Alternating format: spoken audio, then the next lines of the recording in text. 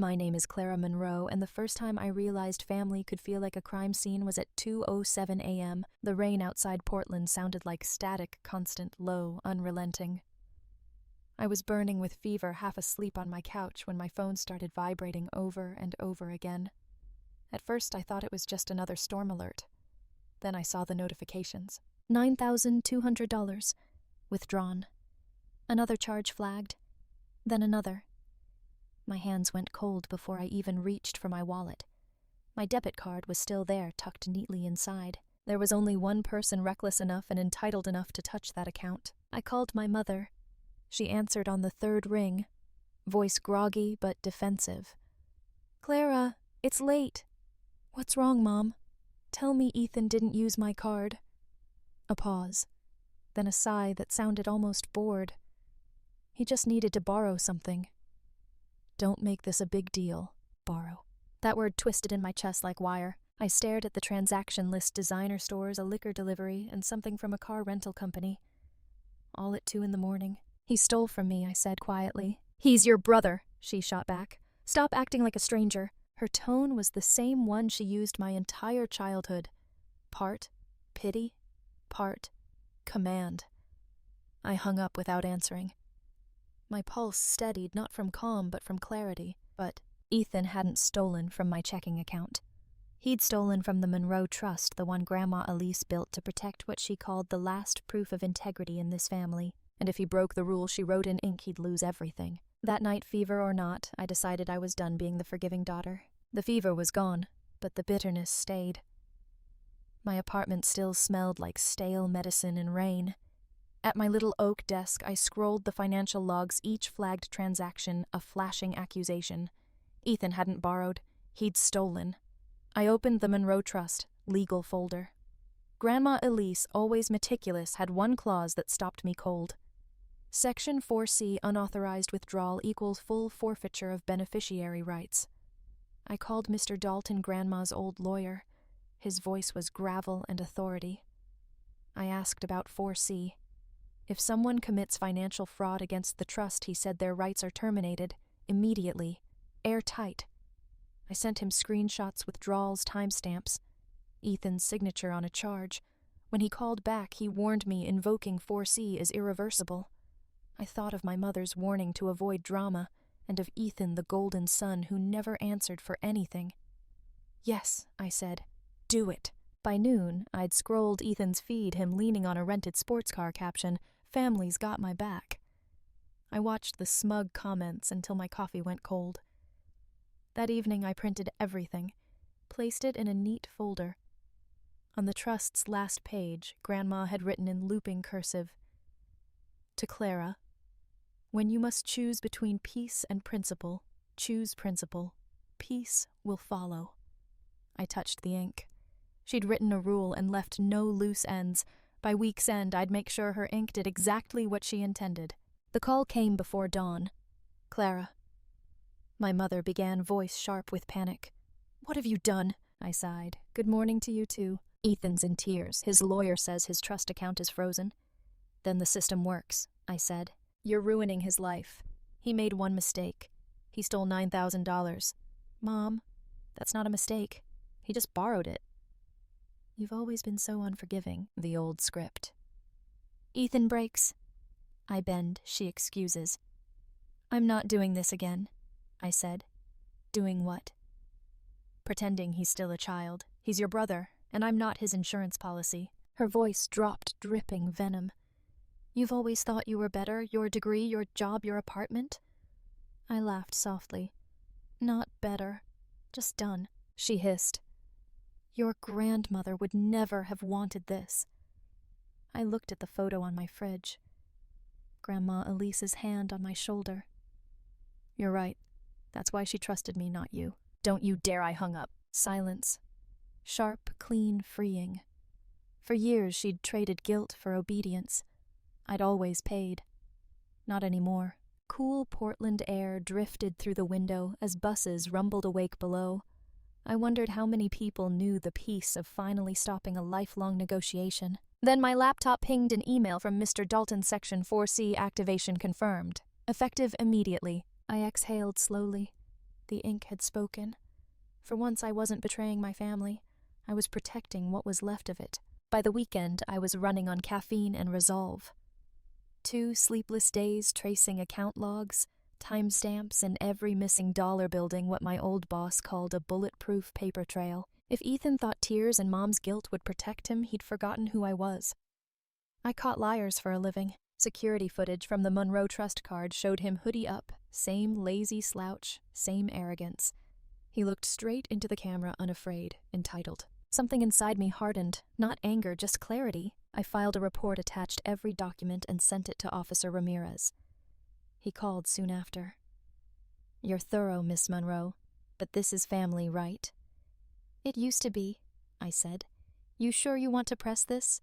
"Yes. And do it by the book." He opened a case. If Ethan touched the trust again, it would flag immediately. Later, a text from Mom Linda.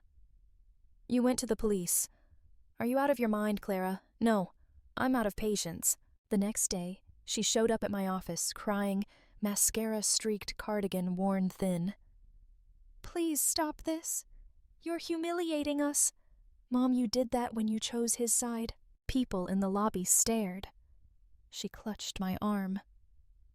"He's my son. What kind of daughter are you?" The kind who learned accountability from the only person in this family who had any. Her face fell, not from guilt, just because the act wasn't working anymore. "This isn't about forgiveness," I said. "It's about boundaries." "You're cold," she spat. "Just like your grandmother." "Thank you." Security let her out gently. I stood watching the door close, the pitying silence behind me. Back at my desk, I added a line to the report, "Family interference confirmed. Proceed formally. Mom once said I had a gift for precision sharp enough to cut." That day I used it to sever the cord for good. The meeting was set for Friday morning. Dalton's office smelled of mahogany and memory justice made tangible.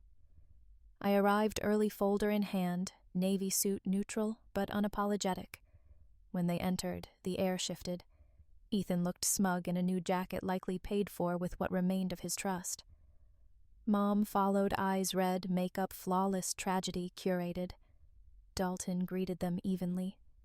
"Mrs. Monroe." "Mr. Monroe, thank you for coming." Mom dove in. "This is all a misunderstanding. My son didn't steal, he just moved money that's technically his." With respect, Dalton said, "That's not how a trust works." Ethan leaned back. "It's my inheritance." "Correction," Dalton replied. "It was." He flipped to a red-tabbed page. "Section 4C, unauthorized withdrawal results in forfeiture of beneficiary rights."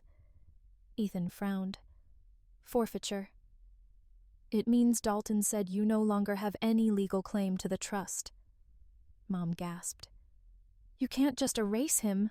"I didn't," I said. "He did. You think this makes you strong? Punishing your own brother?" "I'm not punishing him," I said. "I'm protecting what Grandma built." Dalton added quietly. "The clause was her idea." Ethan slammed the table. "You think you're better than me?" "No," I said. "I just think choices have consequences."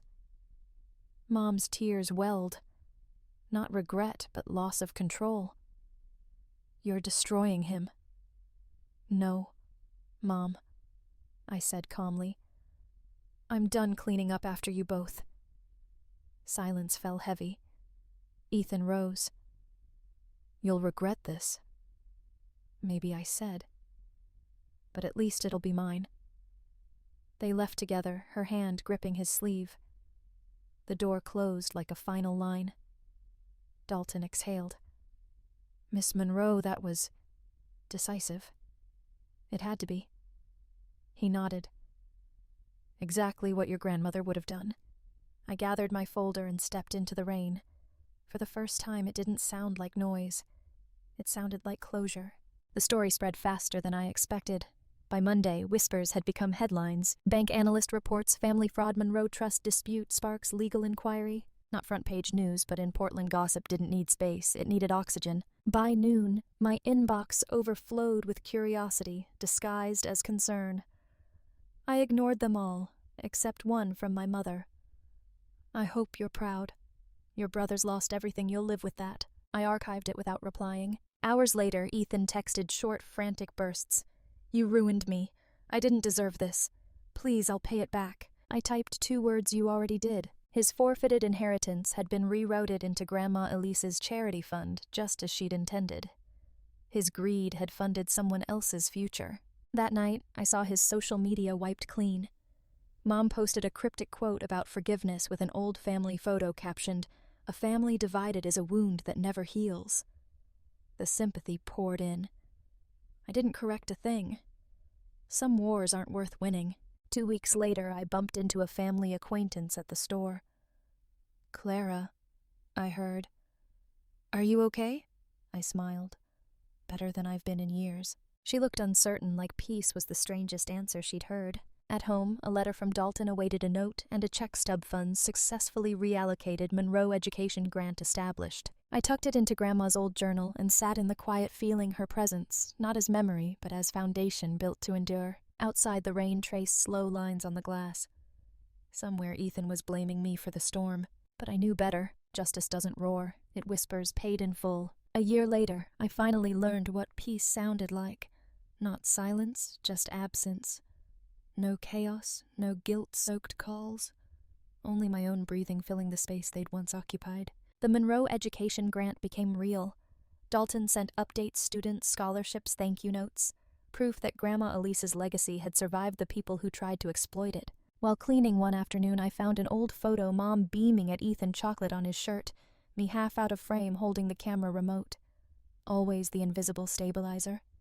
The quiet one who caught what they dropped. Not anymore. A knock pulled me back. Officer Ramirez stood there with a folder.